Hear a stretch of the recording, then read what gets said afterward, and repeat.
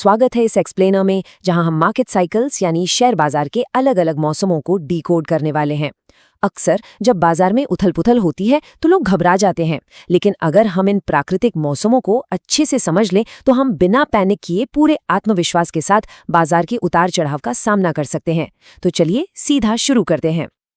अब जब भी बाजार तेजी से ऊपर जाता है या अचानक से क्रैश होता है तो आपने वित्तीय समाचारों में कुछ जानवरों के नाम बार बार सुने होंगे, बुल और बेर।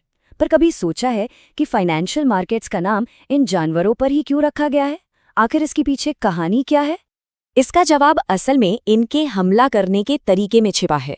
देखिए, एक बुल यानी बैल जब भी हमला करता है तो वो अपने सींगों को नीचे से ऊपर की ओर उछालता है, बिल्कुल वैसे ही जैसे एक बढ़ता हुआ बाजार।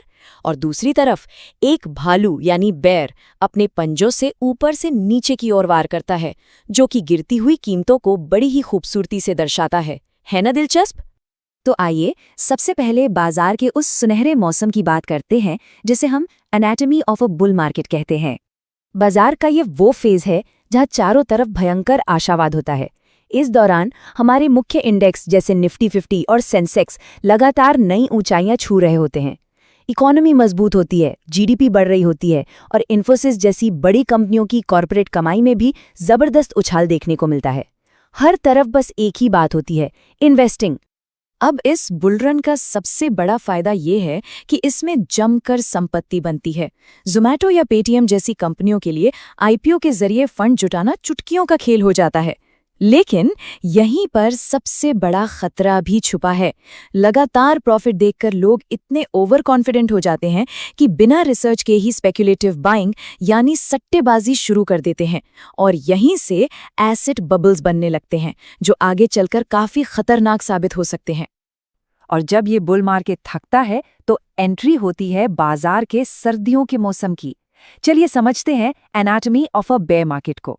एक बात क्लियर कर दूं, कोई छोटी मोटी गिरावट बेयर मार्केट नहीं होती। इसे ऑफिशियली तब माना जाता है जब इंडेक्स अपने हालिया हाई से लगातार लगभग 20% या उससे ज्यादा टूट जाए। 20%, ये वाकई एक बड़ा नंबर है। और जब ऐसा होता है तो बुल मार्केट की वो सारी रौनक अचानक गायब हो जाती है। उसकी जगह ले लेता है डर। लोग पैनिक सेलिंग करने लगते हैं, निवेश की गतिविधियां एकदम ठंडी पड़ जाती हैं। आप कोई भी न्यूज़ चैनल खोलिए, आपको बस महंगाई, मंदी या ग्लोबल कॉन्फ्लिक्ट्स की ही डरावनी खबरें सुनाई देंगी। ऐसा लगता है जैसे दुनिया ही खत्म होने वाली है। लेकिन रुकिए, यहीं पर असली खेल शुरू होता है। जो अनुभवी निवेशक होते हैं वो इस पैनिक में अवसर ढूंढ लेते हैं। उनके लिए ये कोई क्रैश नहीं बल्कि एक बम्पर सेल है। रिलायंस इंडस्ट्रीज और टाटा कंसल्टेंसी सर्विसेज जैसी शानदार और अंडरवैल्यूड कंपनियों को सस्ते दाम पर खरीदने का इससे बेहतरीन मौका और क्या हो सकता है? वे जानते हैं कि लंबे समय में यही कंपनियां तगड़ा वेल्थ क्रिएट करेंगी। यकीन नहीं आता तो इतिहास देख लीजिए। 2008 का ग्लोबल फाइनेंशियल क्राइसिस हो या 2020 का घबराहट से भरा कोविड क्रैश, ये दोनों ही बहुत भयंकर बेयर मार्केट्स थे। लेकिन उसके बाद क्या हुआ?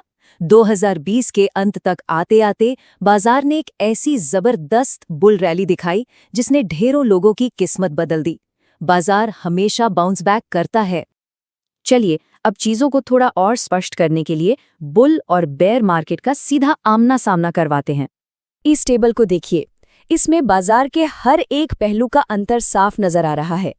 जहां बुल मार्केट में कीमतें बढ़ती हैं और ऑप्टिमिज्म हावी रहता है, वहीं बेयर मार्केट में कीमतें गिरती हैं और डर का माहौल होता है।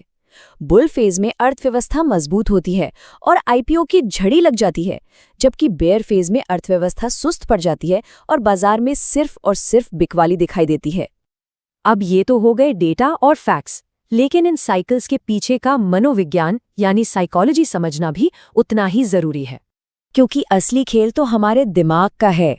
बुल मार्केट के दौरान इंसान के अंदर लालच, एक्साइटमेंट और सबसे बड़ा दुश्मन फोमो यानी फियर ऑफ मिसिंग आउट पैदा होता है। और दूसरी तरफ बेयर मार्केट में यही भावनाएं अचानक डर, घबराहट और एंग्जाइटी में बदल जाती हैं। सच कहूं तो निवेशकों का सबसे ज्यादा नुकसान खराब स्टॉक्स की वजह से नहीं, बल्कि इन्हीं इमोशनल एक्सट्रीम्स की वजह से होता है। तो फिर सवाल ये उठता है कि हम इन बाजार के मौसमों को सफलतापूर्वक नेविगेट कैसे करें? इसका सीक्रेट बहुत ही सिंपल है, स्मार्ट इन्वेस्टर अप्रोच। सबसे पहली बात, हमेशा याद रखें कि ये साइकिल्स पूरी तरह से टेम्पररी हैं, इसलिए अनुशासन बनाए रखें, इमोशनल होकर कोई भी फैसला लेने से बचें, हमेशा लॉन्ग टर्म का सोचें और हाँ, अपने पोर्टफोलियो को डाइवर्सिफाई करना बिल्कुल मत भूलिए। बस ये 4 कदम और आप किसी भी मार्केट साइकिल के लिए तैयार हैं। एक और बात जो ध्यान में रखनी है वो ये कि इन फेज की कोई फिक्स एक्सपायरी डेट नहीं होती। बाजार कब पलटेगा ये कुछ बुनियादी फैक्टर्स पर डिपेंड करता है, जैसे कि इकोनॉमी की हालत, इंटरेस्ट रेट्स, कॉर्पोरेट अर्निंग्स और प्रमुख ग्लोबल इवेंट्स।